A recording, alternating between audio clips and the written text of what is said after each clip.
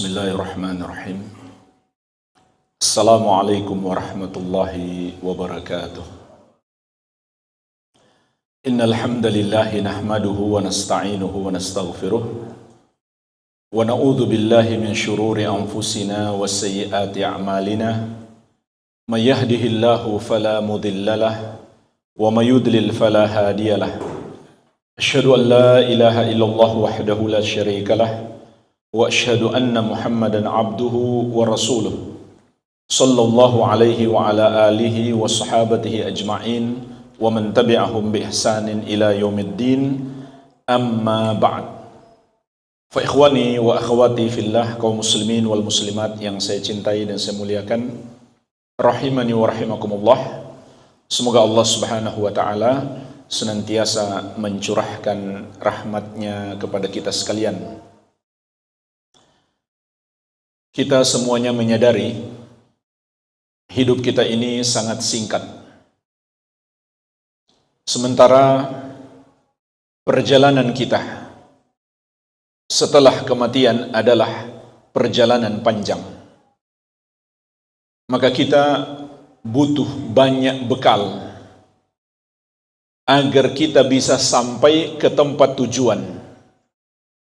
Di mana tempat tujuan kita? Kampung halaman kita yang sebenarnya. Dari sanalah ayah kita Adam alaihi salam berasal, yaitu surga. Dan kenyataannya tidak semua orang yang benar-benar kembali ke kampung halaman. Ada yang tersesat jalan menuju ke neraka. Oleh karenanya jemaah sekalian, Rasulullah sallallahu alaihi wasallam mengingatkan kita, kun fid dunya ka'annaka gharibun aw 'abiru sabilin.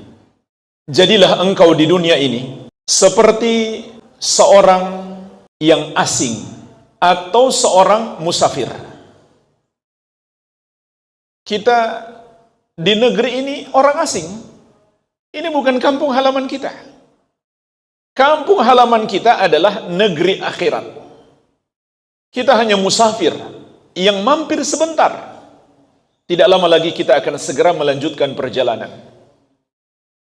Sebagaimana Rasulullah sallallahu alaihi wasallam juga bersabda, "Ma ana fid dunya illa karakibin istadalla tahta syajaratin, thumma raha wa tarakaha." Tidaklah aku di dunia ini kecuali seperti seorang musafir yang mampir sejenak di bawah sebuah pohon, kemudian beristirahat, tidak lama kembali melanjutkan perjalanan. Sekejap saja jemaah sekalian, tidak terasa. 60-70 tahun itu, kalau kita sampai pada umur tersebut, hanyalah waktu yang sangat singkat. Dibandingkan dengan perjalanan kehidupan kita di negeri akhirat. Sementara waktu yang singkat ini, ternyata kebanyakannya tidak kita isi dengan berbekal untuk perjalanan kita setelah mati. Kebanyakan kita isi dengan apa? Dengan kesia-siaan, dengan hal-hal yang tidak bermanfaat, bahkan tidak jarang pula dengan kemaksiatan. Semakin memperberat beban langkah-langkah kita setelah mati. Itulah jemaah sekalian kelemahan kita.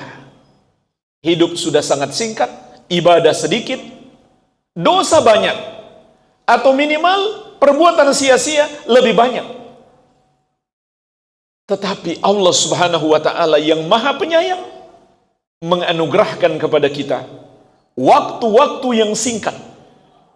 Kalau kita manfaatkan untuk mendekatkan diri kepada Allah dengan amal-amal yang disyariatkan, pahalanya Allah berikan berlipat ganda.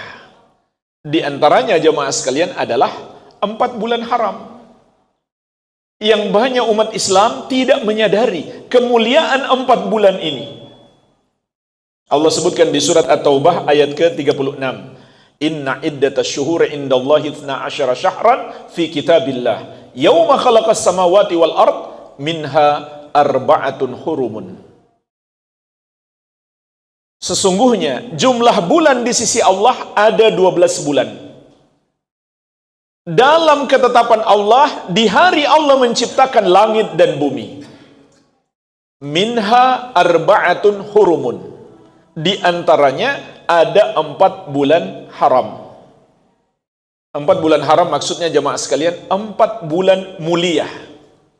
Sama dengan disebut Masjidil Haram, artinya masjid yang sangat mulia. Kenapa disebut bulan mulia? Karena amal-amal soleh di bulan-bulan tersebut Allah lipat gandakan pahalanya. Namun ingat jemaah sekalian, bukan hanya amal soleh, perbuatan dosa pun menjadi lebih besar di bulan-bulan ini. Apa saja bulan haram itu? Di dalam Al-Quran hanya disebut 4 bulan haram, tapi enggak dirinci. Apa saja bulan haram itu? Dari mana kita bisa mengetahuinya? Dari hadis Nabi Muhammad sallallahu alaihi wasallam. Beliau mengabarkan kepada kita 4 bulan haram itu ada 3 yang berurutan, yaitu Dzulqa'dah, Dzulhijjah, dan Al-Muharram. Kemudian 1 bersendirian, yaitu bulan Rajab. Bulan Rajab sebelum Sya'ban dan Ramadan, setelah Jumadah. Inilah jemaah sekalian 4 bulan haram. Walhamdulillah, Allah masih kasih kesempatan hidup kepada kita untuk berjumpa dengan bulan-bulan haram di tahun ini. Dan ketahuilah jemaah sekalian, dari 4 bulan haram ini, yang paling afdalnya adalah 10 hari pertama di bulan Dzulhijjah, ditambah 3 hari setelahnya. Bahkan jemaah sekalian, para ulama menjelaskan 10 hari awal Dzulhijjah ini lebih afdal daripada bulan Ramadan. Dan banyak umat Islam tidak menyadarinya, sehingga kita melihat alhamdulillah umat Islam meningkatkan ibadah di bulan Ramadan, tapi sedikit yang meningkatkan ibadah di awal Dzulhijjah. Padahal awal Dzulhijjah itu lebih afdal dari bulan Ramadan. Di antaranya diterangkan di dalam sebuah hadis yang diriwayatkan Al-Bukhari, Abu Dawud dan Tirmidzi dari Ibnu Abbas radhiyallahu anhuma, Rasulullah sallallahu alaihi wasallam bersabda, "Ma min ayyamin al-amalu shalih fihinna ahabbu ilallah min hadhil ayyamil ashar." Tidak ada hari-hari yang lebih dicintai oleh Allah Subhanahu wa taala untuk beramal saleh melebihi 10 hari pertama di bulan Dzulhijjah. Faqalu ya Rasulullah walal jihadu fi sabilillah. Para sahabat pun sampai heran sehingga mereka bertanya, wahai Rasulullah, apakah tidak juga jihad fi sabilillah dapat menyaingi amalan-amalan di 10 hari awal Dzulhijjah? Faqala Rasulullah sallallahu alaihi wasallam, maka Rasulullah sallallahu alaihi wasallam menegaskan, walal jihadu fi sabilillah. Tidak pula jihad fi sabilillah dapat menyaingi amalan-amalan di 10 hari awal Dzulhijjah. Illa rajulun kharaja bi nafsihi wa malih falam yarji min dzalika bi syai'in. Kecuali orang yang pergi berjihad dengan dirinya dan hartanya, lalu tidak ada yang kembali sedikit pun. Artinya, dia pergi berperang di jalan Allah, lalu dia mati syahid, dan semua hartanya habis untuk biaya berjihad, barulah amalannya bisa menyaingi amalan-amalan di 10 hari pertama di bulan Dzulhijjah. Jemaah sekalian, ini salah satu hadis yang menunjukkan kepada kita betapa agungnya amal-amal soleh di 10 hari awal Dzulhijjah ini. Sehingga para ulama berkesimpulan, berarti 10 hari awal Dzulhijjah itu adalah hari-hari yang paling mulia dalam setahun, melebihi bulan Ramadan sekalipun. Terutama jemaah sekalian, pada tanggal 10-nya, yaitu hari raya Idul Adha. Rasulullah SAW pernah mengabarkan, a'zamul ayyam indallahi yaumun nahar thumma yaumul qar. Hari yang paling agung di sisi Allah adalah hari berkurban, yaitu tanggal 10 Dzulhijjah. Kemudian hari Al-Qor, hari kita masih bisa berkorban, yaitu hari Tasyrik, hari setelahnya. Jadi 10 hari ditambah 3 hari setelahnya, itu adalah hari-hari yang paling mulia di dalam satu tahun. Hanya saja kata para ulama, kalau dilihat dari sisi waktu malamnya, maka 10 malam terakhir Ramadan itu lebih afdal. Sehingga kita dianjurkan lebih memperbanyak ibadah di 10 malam terakhir Ramadan. Ini juga sangat disayangkan, sebagian saudara kita umat Islam cuma semangat di awal Ramadan, di pertengahan sudah melemah, di akhir sudah nggak ada semangat. Padahal justru di akhir itulah babak final Ramadan, terutama di waktu malamnya. Lebih-lebih lagi di situ ada Lailatul Qadar. Maka jika dilihat dari waktu malam, 10 malam terakhir Ramadan lebih afdal. Tapi jika dilihat dari waktu siangnya, maka 10 hari pertama Dzulhijjah itu lebih afdal. Tapi bukan berarti yang afdal hanya waktu siangnya. Waktu malamnya juga afdal, meskipun tidak mengalahkan 10 malam terakhir Ramadan. Bahkan 10 malam awal Dzulhijjah itulah yang disebut di dalam sumpah Allah di awal surat Al-Fajr. Allah Subhanahu wa taala bersumpah, wal fajr walayalin ashr, demi waktu fajar dan demi malam yang 10. Para ulama ahli tafsir menyebutkan yang dimaksud malam yang 10 adalah 10 hari Dzulhijjah. Dan dalam bahasa Arab, kalau disebut malam saja, itu sudah mencakup siangnya juga. Kalau disebut siangnya saja, itu sudah mencakup malamnya juga. Tapi kalau disebut siang dan malam, berarti masing-masing berbeda. Jadi, penyebutan keutamaan 10 hari awal Dzulhijjah juga disebutkan di dalam Al-Quran. Lalu jamaah sekalian, amalan-amalan apa yang disyariatkan di 10 hari awal Dzulhijjah ini? Berikut insya Allah saya akan bahas secara singkat 10 amalan. Yang pertama, bertobat kepada Allah Subhanahu wa taala dan menjauhi kezaliman. Karena secara khusus Allah berpesan, sebagaimana dalam lanjutan surat At-Taubah yang saya sebutkan di awal tadi, dzalikat dinul qayyim. Allah mengatakan itulah agama yang lurus. Fala tadhlimu fihinna anfusakum. Maka janganlah kamu menzolimi diri-dirimu sendiri di bulan-bulan itu. Para ulama ahli tafsir menjelaskan maksud ayat ini, di seluruh bulan dalam setahun kita dilarang berbuat zolim, tapi di 4 bulan haram kezoliman lebih terlarang. Dan kezoliman itu jemaah sekalian ada 3 tingkatan. Tingkatan yang pertama, zulmul insan nafsahu, kezoliman seseorang terhadap dirinya. Bagaimana caranya seseorang berbuat zalim terhadap dirinya sendiri? Caranya adalah dia berbuat dosa.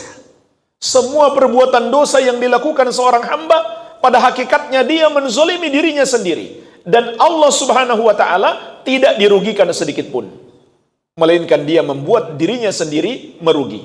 Yang kedua, ini lebih besar lagi dosanya. Zulmul insan ghairahu, kezaliman seseorang terhadap orang lain. Apakah terhadap hartanya atau terhadap dirinya? Dan yang paling berbahaya adalah sampai menumpahkan darah dan menghilangkan jiwa. Atau terhadap kehormatannya, seperti menghinanya, mencacinya, membulinya, menggibahinya. Maka ini semua kezaliman yang harus lebih kita hindari di bulan-bulan ini. Dan yang ketiga, azlamu zulm, kezaliman terbesar. Apa itu?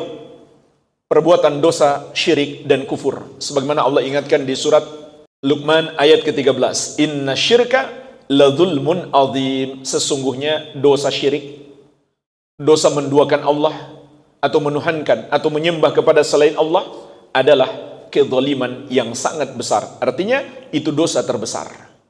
Maka jemaah sekalian, hendaklah kita bertobat kepada Allah Subhanahu wa taala dari semua dosa-dosa kita.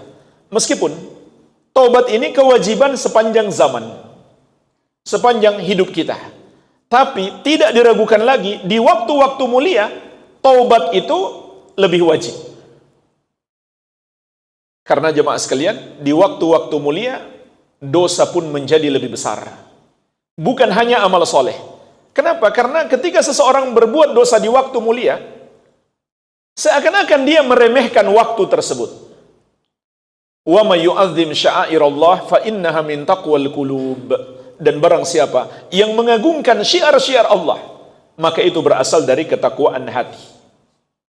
Dan juga dikhawatirkan dosa-dosa akan menyebabkan amalan kita tertolak dan doa kita tidak dikabulkan.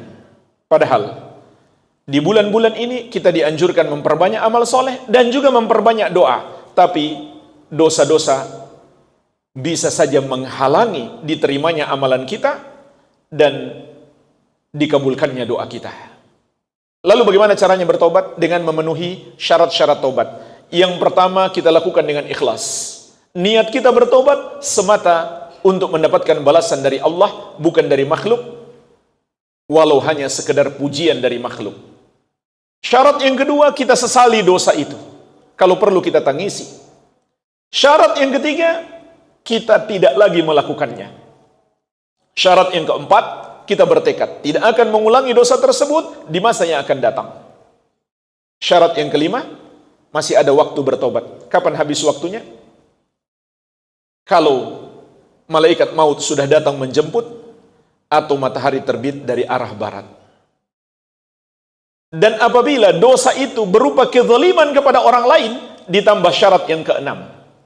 Harus minta maaf kepada orang itu, atau minta penghalalan, atau kembalikan haknya. Barulah Allah akan maafkan. Kalau tidak, maka urusannya akan panjang sampai ke akhirat. Yang kedua jemaah sekalian, hendaklah kita perbanyak amal soleh. Artinya amal soleh yang bersifat umum. Apapun yang sudah biasa kita kerjakan, hendaklah lebih ditingkatkan. Seperti sholat-sholat sunnah yang sudah kita kerjakan, kita jaga, kita tingkatkan kualitasnya. Seperti sholat sunnah rawatib, sholat sunnah duha, sholat tahajud, dan lain-lain. Begitu pula membaca Al-Quran, berbakti kepada orang tua, berbuat baik kepada tetangga, memperbanyak sedekah, terutama membantu orang-orang yang kesusahan. Maka semua amal soleh di bulan haram secara umum dan di 10 hari awal Dzulhijjah secara khusus pahalanya lebih besar. Dalam sebuah hadis yang diriwayatkan Imam Al-Baihaqi dalam Syu'abul Iman dan Ad-Darimi dalam As-Sunan beliau dari Ibnu Abbas radhiyallahu anhuma, Rasulullah sallallahu alaihi wasallam mengatakan, "Ma min amalin azka indallahi azza wa jalla wa la a'zama ajran min khairin ya'maluhu fi ashril adha." Tidak ada satu amalan yang lebih suci di sisi Allah dan lebih besar pahalanya daripada satu kebaikan yang dilakukan oleh seseorang di 10 hari awal Dzulhijjah. Disebutkan di sini satu kebaikan dalam bentuk umum, artinya kebaikan apapun. Meskipun sedikit, nanti Allah akan lipat gandakan. Dan kita jangan pernah meremehkan sedikit kebaikan. Kata Nabi SAW, "La tahkiranna minal ma'rufi syai'an, walau an talqa akhaka biwajhin talqa." Jangan kamu anggap remeh kebaikan sedikit pun, walau hanya dengan berwajah yang cerah ceria ketika berjumpa dengan saudaramu. Apalagi kalau kita sapa dan ucapkan salam, maka pahalanya akan lebih besar. Jangan sia-siakan setiap amal soleh. Kemudian jemaah sekalian, yang ketiga dan keempat, haji dan umroh. Haji itu puncak pengamalannya dari tanggal 8 Dzulhijjah. Sampai kapan? Sampai 13 Dzulhijjah. Itu puncak pengamalan ibadah haji. 8, 9, 10, 11, 12, 13. Cuma 6 hari saja. Berarti, kalau kita cuti 1 pekan, insya Allah cukup.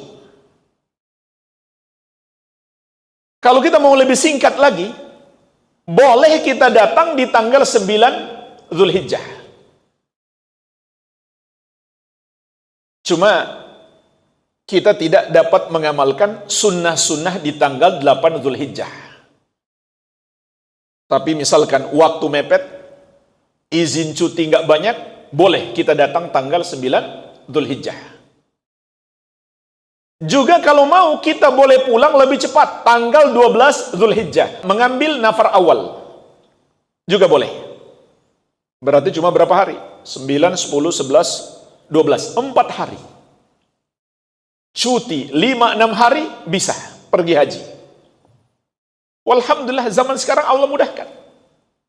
Tinggal buka aplikasi penjual tiket, cari tiket Jakarta Jeddah, dan cari visanya. Mudah. Yang penting ada duitnya. Mudah sekarang.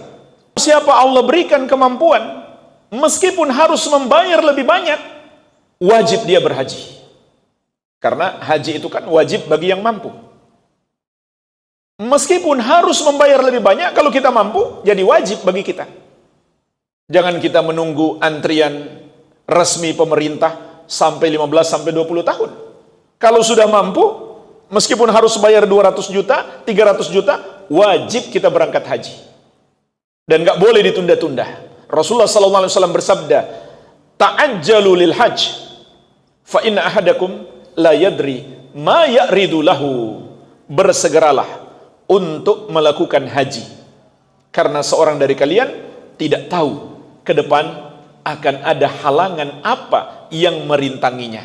Kalau sekarang dia punya uang, dia tidak segera haji, mungkin uangnya kepake. Mungkin juga tahun depan dia sudah nggak sehat-sehat seperti tahun ini, jadi segera berhaji. Kalau mampu, walau harus membayar lebih mahal. Dan kalau kita bisa mulai dengan umroh terlebih dahulu, itu lebih afdal. Menjadi haji tamattu, haji yang didahului oleh umroh. Ataupun haji qiran, didahului oleh umroh. Rasulullah SAW bersabda, "Al-umratu ilal umroh kafaratun lima bainahuma, wal hajjul mabrur laisa lahu jaza illal jannah." Satu umroh sampai umroh berikutnya adalah penghapus dosa di antara keduanya. Dan haji mabrur tidak ada balasannya kecuali surga. Untuk mendapatkan haji yang mabrur, pertama dilakukan dengan ikhlas. Yang kedua sesuai petunjuk Nabi Muhammad SAW. Yang ketiga menggunakan harta yang halal. Yang keempat, selama perjalanan haji menjauhi perbuatan maksiat dan memperbanyak amal ketaatan. Yang kelima, terlihat pengaruhnya dalam kehidupan sehari-hari setelah dia berhaji. Ini 5 kriteria haji yang mabrur. Kata Nabi SAW, tidak ada balasan terhadap haji seperti itu kecuali surga.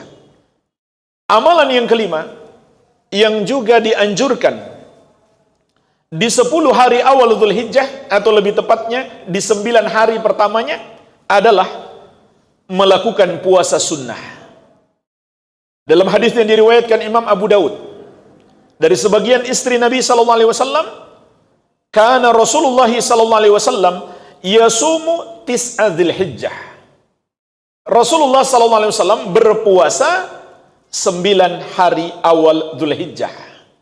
Meskipun jemaah sekalian, hadis ini ada perselisihan ulama tentang kesohihannya, tetapi kita bisa memetik dari hadis-hadis yang bersifat umum, seperti yang sudah kita sebutkan tadi, tentang keutamaan memperbanyak amal soleh di bulan Dzulhijjah, maka puasa termasuk amal soleh.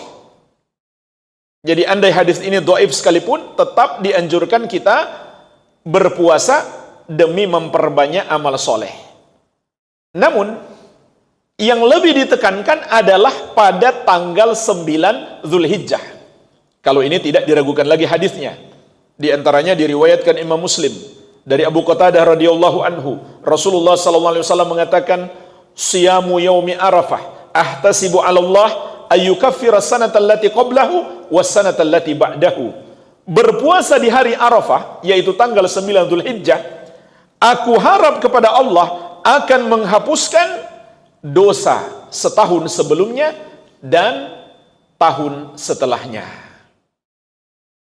Subhanallah, terhapus dosa 2 tahun hanya dengan puasa 1 hari. Jangan sia-siakan kesempatan emas. Namun ini dianjurkan bagi selain jamaah haji. Karena jamaah haji, mereka di hari itu butuh kekuatan fisik untuk wukuf di Arafah. Sehingga Nabi SAW tidak berpuasa ketika beliau wukuf di Arafah. Adapun kita selain jamaah haji, dianjurkan berpuasa untuk mendapatkan pengampunan dosa 2 tahun. Hanya saja mayoritas ulama berpendapat dosa yang diampuni di sini hanyalah dosa-dosa kecil. Jadi bagaimana agar dosa besar juga diampuni? Harus disertai dengan taubat. Oleh karenanya kita sebutkan di awal, termasuk hal yang sangat penting di bulan-bulan haram ini, terutama di awal Dzulhijjah, untuk kita bertobat. Yang keenam, memperbanyak zikir. Dan ini perintah yang disebutkan di dalam Al-Quran. Dalam 2 ayat. Pertama di surat Al-Hajj ayat ke-28. Allah Subhanahu wa taala berfirman, "Wa yadhkuru smallahi fi ayyami ma'lumat." Hendaklah mereka berzikir kepada Allah di hari-hari yang dimaklumi. Ibnu Abbas radhiyallahu anhuma menjelaskan, maksud hari-hari yang dimaklumi adalah 10 hari awal Dzulhijjah. Yang kedua di surat Al-Baqarah ayat 203. Allah Subhanahu wa taala berfirman, "Wadhkurullaha fi ayyami ma'dudat." Dan berzikirlah kepada Allah di hari-hari yang sudah ditentukan.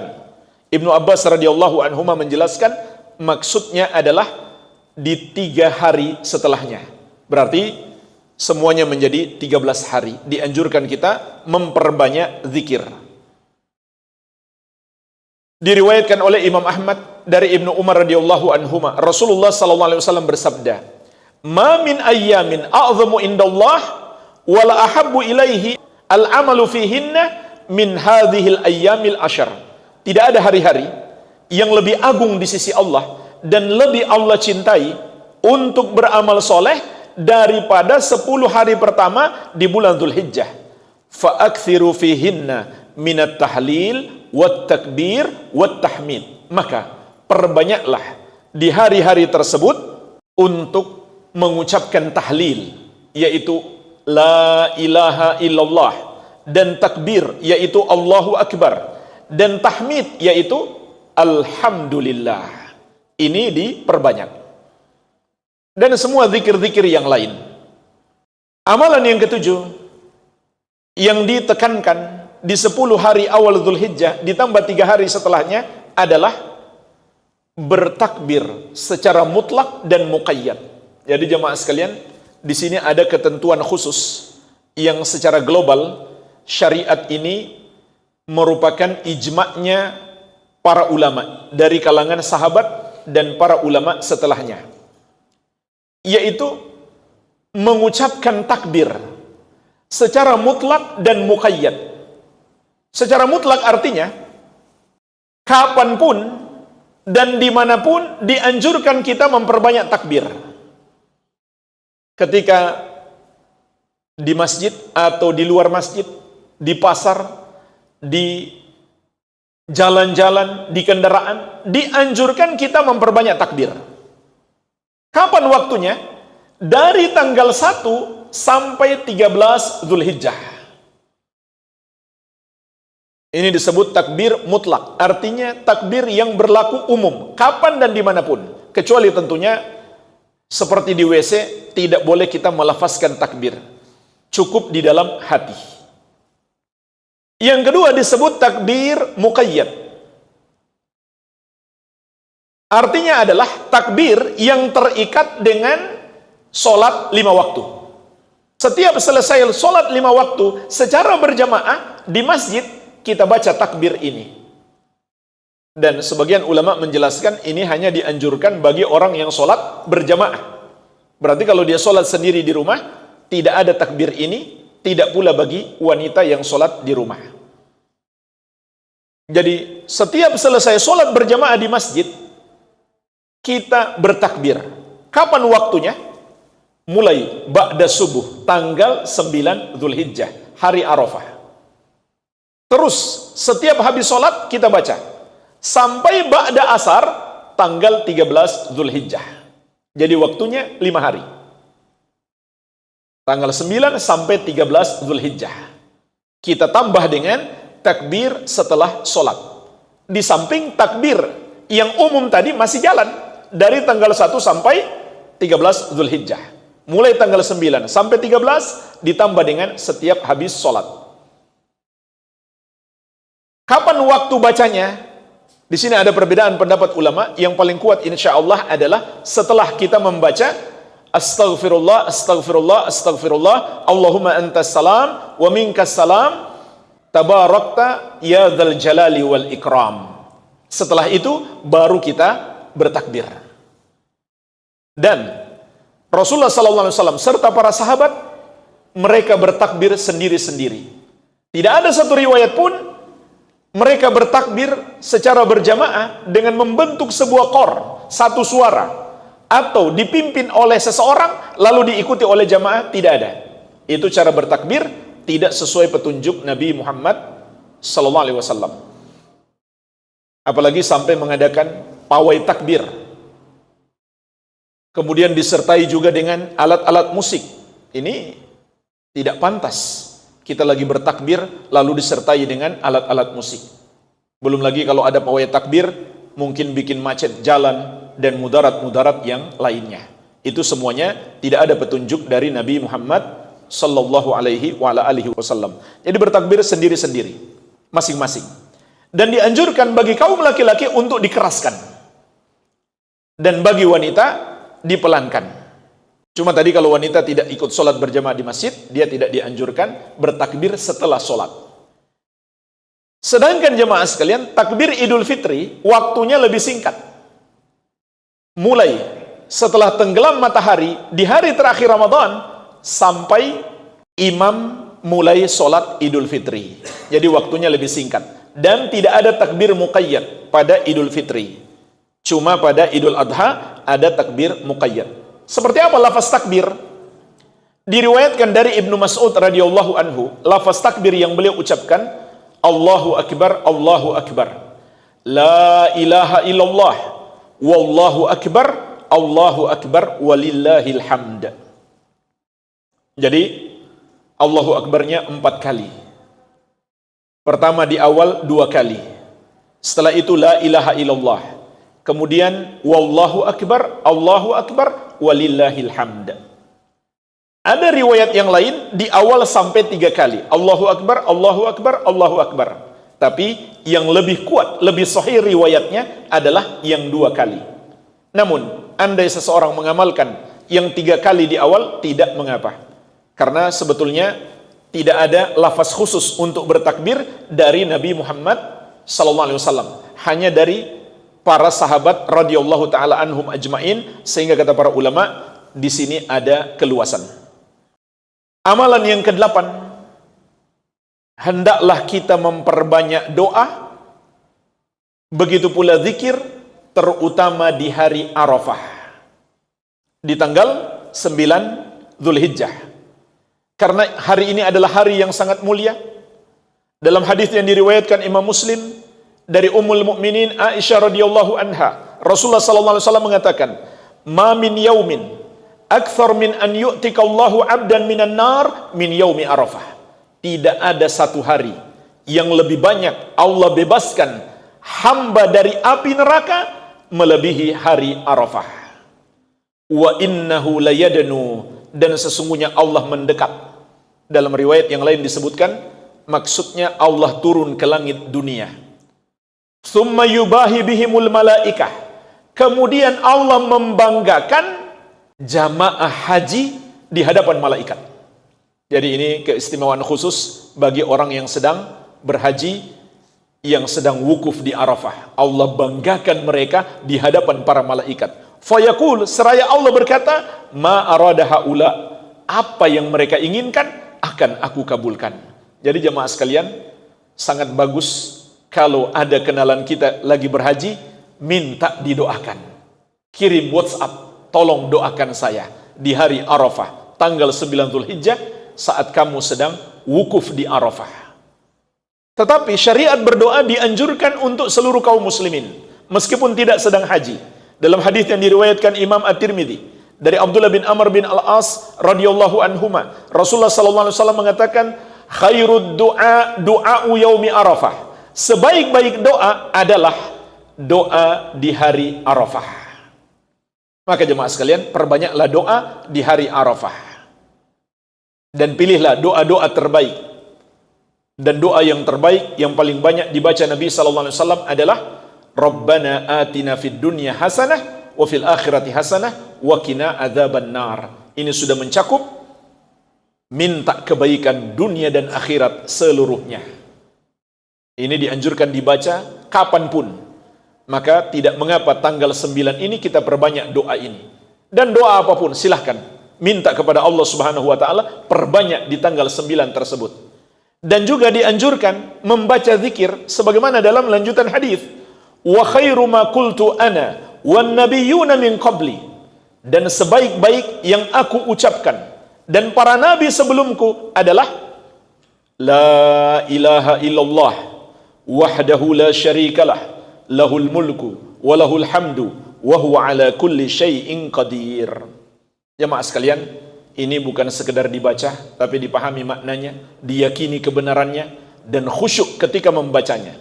La ilaha illallah artinya adalah la ma'budu haqqun illallah, tidak ada yang berhak disembah kecuali Allah.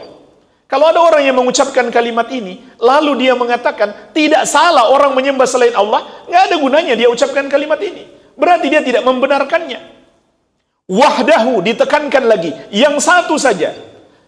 Kemudian ditekankan lagi, la syarikalah, tidak ada sekutu baginya. Artinya tidak ada selain dia yang pantas untuk disembah.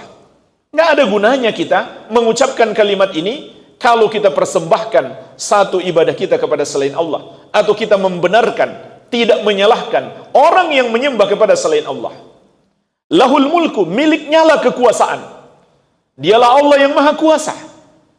Harus kita yakin. Kalau kita meyakini di pantai tertentu, di gunung tertentu, ada penguasa selain Allah, nggak ada gunanya kita ucapkan zikir ini.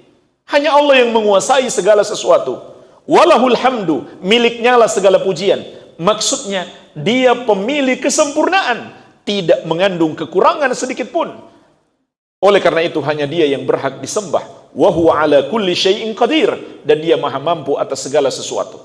Ini zikir yang paling afdal karena di dalamnya terkandung pujian, pengagungan, dan pentauhidan kepada Allah Subhanahu wa taala, serta mengakui dia tidak pantas dipersekutukan. Berikutnya, yang keberapa sekarang? Yang ke-9 dan ke-10 sekaligus. Amalan yang sangat diagungkan, dianjurkan di hari raya Idul Adha, tentu melakukan sholat Id dan berkurban. Dua amalan ini yang Allah perintahkan di surat Al-Kautsar, fasholli li rabbika wanhar. Salatlah dan menyembelihlah hanya untuk Rabbmu. Para ulama ahli tafsir menjelaskan, maksud salat di sini adalah salat Id. Maksud menyembelih di sini adalah berkurban. Rasulullah sallallahu alaihi wasallam bersabda, "Inna awwala ma nabda'u bihi fi yaumina hadza an nusalliyah." Sesungguhnya yang pertama akan kita lakukan di hari kita ini adalah melakukan salat. Tsumma narji, kemudian kita kembali fananhar, lalu kita menyembelih korban. Faman fa'ala dzalika faqad asaba sunnatana. Barang siapa melakukan seperti itu, maka dia telah mencocoki sunnah kami. Wa man dzabaha qabla an yusalliya fa innama huwa lahmun ajjalahu li ahli laisa minan nusuki fi syai'in. Namun barang siapa yang menyembelih sebelum salat, maka itu hanyalah daging biasa yang dia berikan kepada keluarganya, tidak termasuk dalam ibadah kurban sedikit pun. Jadi jemaah sekalian, ini dua ibadah yang sangat agung di tanggal 10 Zulhijjah. Dan juga di samping itu masih ada sunnah-sunnah yang terkait dengannya. Seperti kita jangan makan apapun di tanggal 10 Dzulhijjah itu di pagi hari sebelum sholat. Beda dengan Idul Fitri, dianjurkan kita makan minimal korma 3 butir. Kalau ingin nambah 5 dan seterusnya dalam jumlah ganjil. Tapi Idul Adha dianjurkan kita nggak makan apa-apa. Makanya jemaah sekalian, waktu Idul Adha sholatnya itu dianjurkan lebih dipercepat. Sedangkan Idul Fitri agak diperlambat.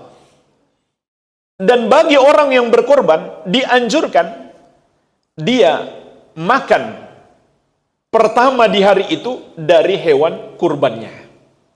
Makanya sangat bagus kalau ada tim sate. Begitu hewan disembeli, tim sate bergerak cepat. Supaya sahibul kurban bisa langsung makan. Karena itu sunnah bagi dia. Begitu pula lebih dianjurkan untuk bertakbir saat perjalanan dari rumah ke tempat sholat. Dan dianjurkan mencari rute berbeda. Pergi dengan jalan yang berbeda, pulang mengambil jalan yang berbeda. Dan juga dianjurkan lebih afdol kita berjalan kaki. Kalau memungkinkan, kecuali tempatnya sangat jauh, dikhawatirkan kita terlambat, maka tidak mengapa naik mobil. Tapi lebih afdol jalan kaki. Dan disunahkan mandi sebelum berangkat dan menggunakan pakaian yang paling bagus serta berhias. Tapi ingat, pakaian yang paling bagus dan berhias ini hanya untuk laki-laki. Kaum wanita pakai biasa saja. Meskipun kaum wanita juga dianjurkan semuanya keluar. Yang haid pun dianjurkan keluar. Tapi tentu dia tidak ikut sholat. Dia cuma berada misalkan di belakang jamaah sholat. Dia tidak ikut sholat. Jadi yang haid pun dianjurkan untuk keluar demi menyaksikan syiar kaum muslimin. Kemudian terkait dengan berkorban, ini yang terakhir jemaah sekalian, di sini juga banyak sunnah. Dianjurkan orang yang berkorban, dia menyembelih sendiri hewannya. Kalau dia tidak bisa, paling tidak dia ikut menyaksikan saat hewan kurbannya disembelih. Kemudian hewan kurban itu dianjurkan dibagi 3. Pertama, sebagian kita makan, ini sunnah meskipun sedikit. Yang kedua, lebih banyak disedekahkan. Ini juga amal soleh yang sangat agung. Dan ingat, untuk disedekahkan, utamakan keluarga kita yang miskin. Kemudian tetangga terdekat. Dan yang ketiga, untuk hadiah. Apa bedanya sedekah dengan hadiah? Kalau hadiah, boleh kita kasih ke orang kaya. Tidak mengapa. Misalkan ada saudara kita berkorban juga, tapi dia berkorban kambing, sementara kita punya sapi. Tidak apa-apa kita kasih hadiah, dia biar bisa makan daging sapi juga. Tapi jangan berharap dia juga ngasih kambing ke kita, jangan ya. Harus ikhlas. Satu lagi jemaah sekalian, terakhir. Orang yang sudah niat berkorban, ada ketentuan khusus. Apabila masuk 1 Dzulhijjah, dia tidak boleh potong kuku dan potong rambutnya seluruh tubuh. Sampai kapan? Sampai hewannya disembelih. Tapi ini hanya berlaku untuk kepala keluarganya. Kepala keluarga meniatkan korban itu untuk seluruh keluarganya. Baik keluarganya yang masih hidup maupun sudah wafat. Seperti orang tuanya yang sudah wafat akan dapat pahala. Tapi syariat ini hanya berlaku untuk kepala keluarga tersebut. Jadi, kalau perlu potong kuku ataupun potong rambut, lakukan sebelum masuk 1 Dzulhijjah. Sampai kapan boleh potong kuku lagi atau potong rambut? Sampai hewannya disembelih. Jamaah sekalian, sebetulnya masih banyak lagi sunnah-sunnah yang lain, terutama pada hari raya dan juga pada saat berkorban.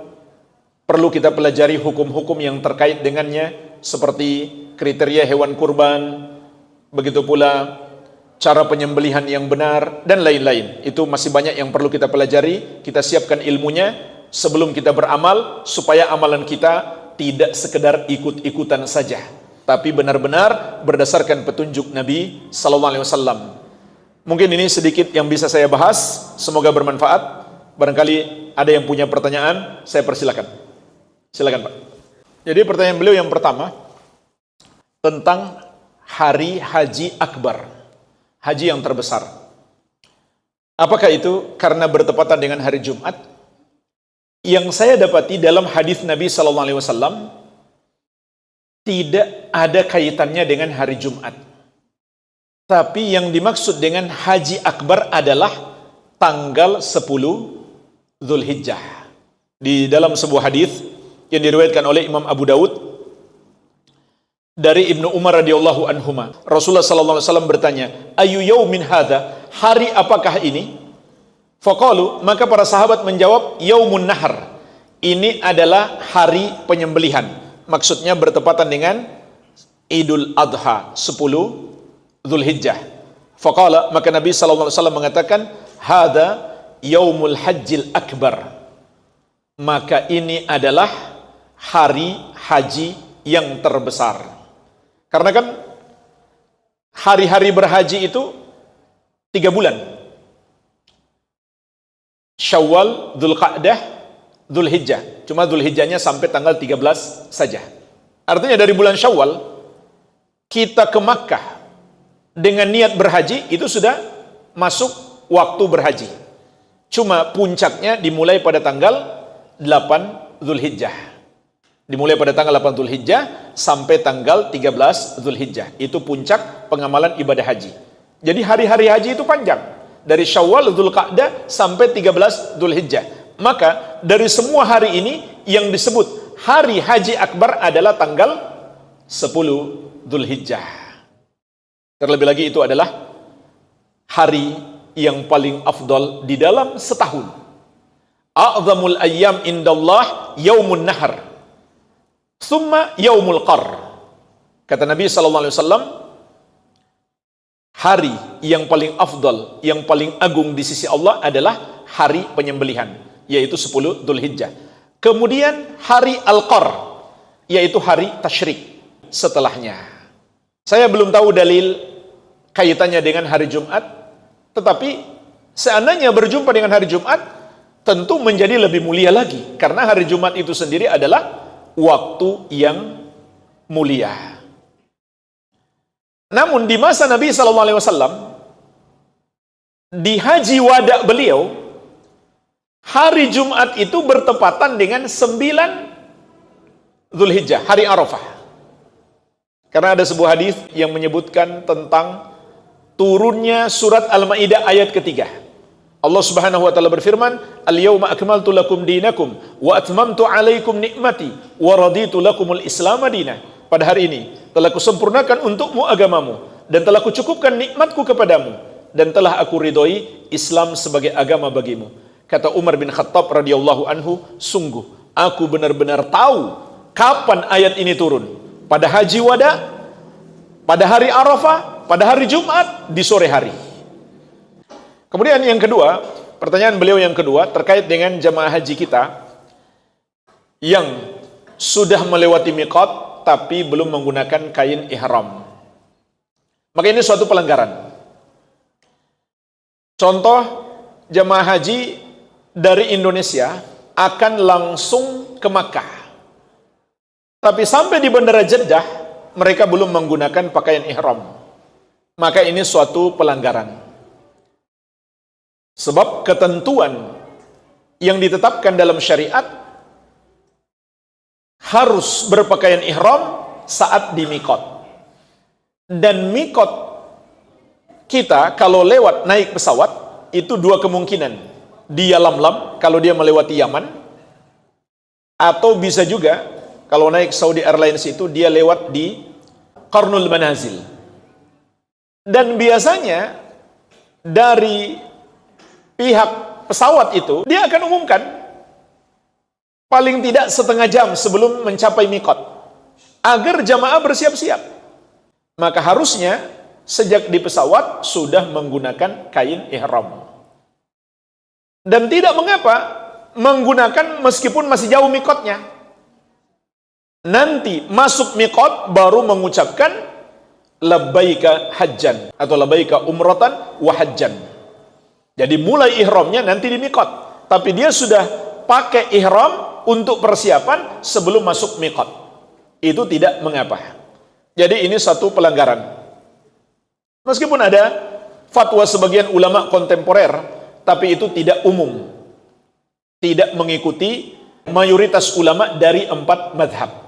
Sepatutnya kita mengikuti yang sudah jelas ketentuan syariatnya. Dan sebenarnya nggak sulit jamaah sekalian, bukan hal yang sulit. Cuma ganti pakaian saja tidak ada masalah. Bahkan kalau kita mau pakai sebelum naik pesawat boleh juga. Untuk sekedar persiapan. Tapi mulai berihram kalau sudah sampai di mikot. Jadi apa konsekuensinya? Kalau lewat mikot belum pakai baju ihram, konsekuensinya adalah membayar fidyah atau dam, yaitu menyembelih seekor kambing dan dibagikan untuk orang miskin di tanah haram di kota Makkah. Tidak boleh kita ikut makan. Wallahu alam. Mungkin ini saja. Semoga bermanfaat. Lebih dan kurangnya saya mohon maaf. Wabillahi taufik. Subhanakallahumma wa bihamdik. Asyhadu an la ilaha illa anta astaghfiruka wa atubu ilaik. Wa sallallahu ala nabiyina Muhammadin wa alihi wa sallam. Walhamdulillahi rabbil alamin. Wassalamualaikum warahmatullahi wabarakatuh. Al-Amwah menemani ibadahmu juga hijrahmu.